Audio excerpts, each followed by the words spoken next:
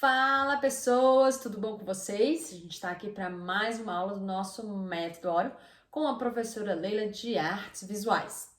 Então, na nossa aulinha de hoje, nós vamos estar trabalhando com cores. A gente falou muito de luz na aula passada, então hoje a gente entra aí com cores, certo? Bom, então vamos começar. Para a gente falar de cores, a gente vai estar trabalhando principalmente com a ideia do ciclo cromático.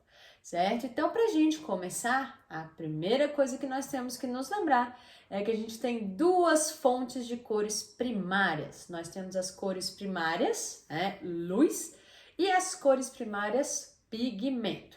Aí eu quero que você dê uma pensadinha. Quais são as cores primárias? Pigmento.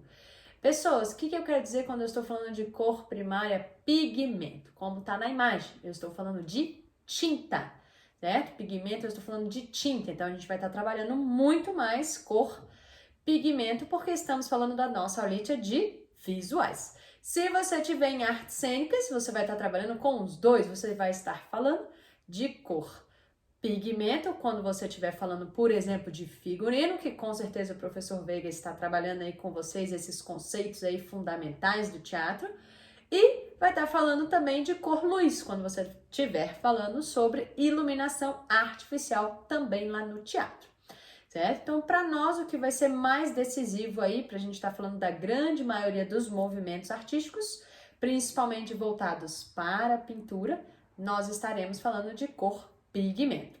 Enquanto eu estava falando tudo isso aí, você ficou pensando em quais são as minhas cores primárias pigmento? Então, se você respondeu, número 1, cor amarela, ela entra como a nossa primária pigmento, porque eu estou falando de tinta, certo? Segunda cor, se você respondeu ciano, você acertou. E terceira cor que faz parte aí é a nossa magenta. Isso é a nomenclatura mais comum, mais usual, que aparece mais nos livros, né? Se você, por acaso, alguma vez na vida comprou tinta para impressora, ou viu alguém imprimindo alguma coisa, você viu lá que você tem as suas cores lá, ciano, magenta e amarelo.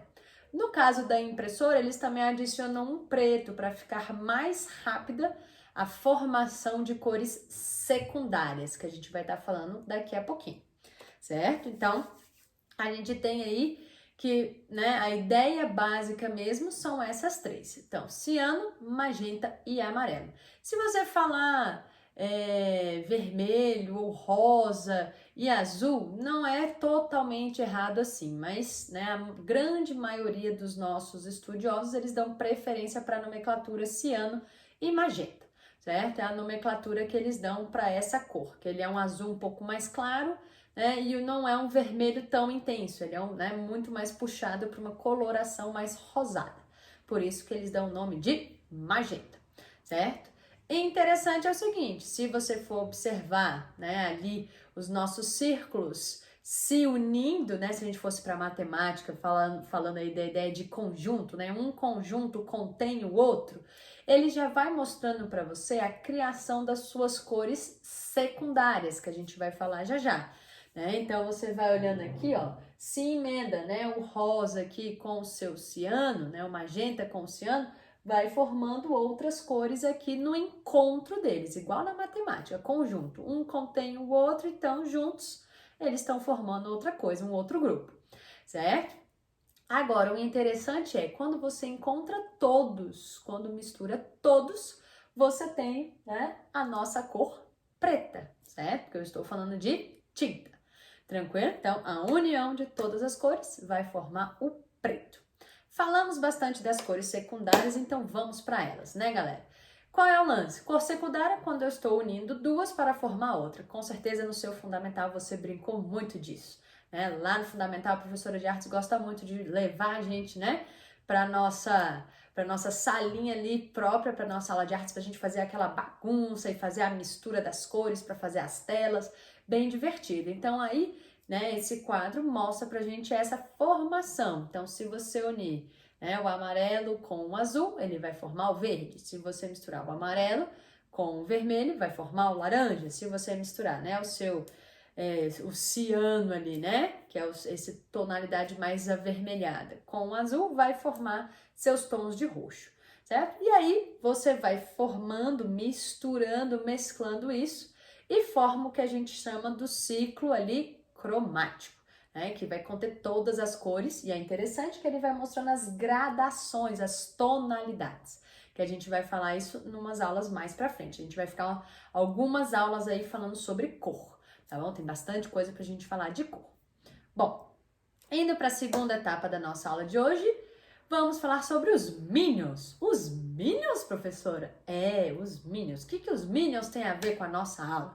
Se você gosta dos Minions, eu adoro os Minions, né? Adoro que eles adoram banana, né? E eles brincam e eles são muito divertidos, né? Bom, tirando isso aí de lado, certo? A gente tem que o estúdio que criou os Minions, eles foram muito inteligentes em relação à cor, certo? Então eles pegaram o amarelo para vocês junto do vermelho, estabelecendo um contraste. Então a gente vai falar bastante disso nas próximas aulas, né? Essa ideia da moda, o que combina, o que descombina, se você pensa muito em combinar quando você sai, a gente vai falar bastante disso aí, certo? Mas que raios tudo isso tem a ver? Gente, no primeiro filme só tinha os Minions. Depois, no outro filme, apareceram os Minions do Mal. E você lembra qual que era a cor dos Minions do Mal? Tantã. Os Minions do Mal eram roxos. Por que roxo? Você já parou para pensar nisso? Por que escolher essa cor roxa? O amarelo para os Minions porque eles gostam de banana. Então, banana é amarelo, Minion é amarelo. Faz sentido. Se você não tinha pensado nisso, ó, fica ligado, certo? Mas e o Minion, quando ele se converte em mal, ele fica roxo? Por quê?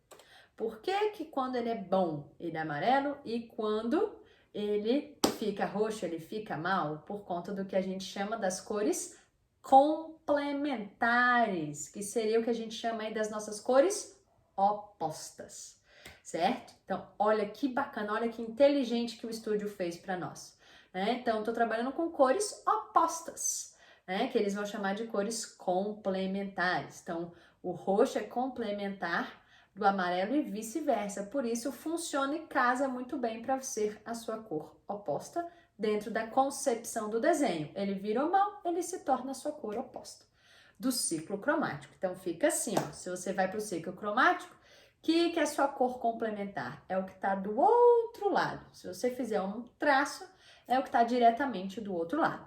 Então, nós usamos os Minions para falar do amarelo com o roxo, certo?